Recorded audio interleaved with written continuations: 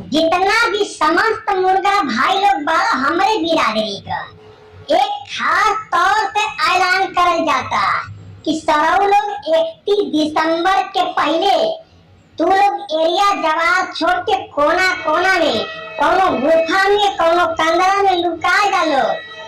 नहीं तो बेटा 1 तारीख आवत है, इस साला मानव जाति बड़ी खतरनाक जाती है। हम के काट काट के गोश्त बना के खाइया नचिहा नया साल मनाइया। अब हम का लड़का पढ़ाई तरह करतिया सो ऐसे भैया नया साल के पहले जितना भी मुर्गा भैया लोग बात लो, देसी बिलायती ललका झाबर उजरका चाहे मुर्गिया जितना भी तुम बड़ा भैया लोग जितना जल्दी हो सके यहाँ से भाग डालो।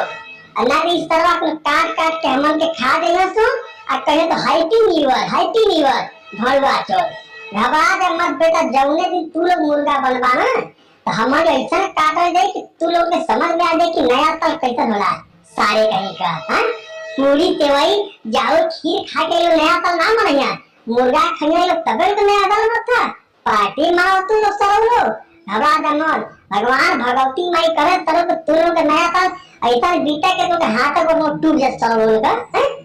बड़ी बात चटकाई का नया साल मना सुनो।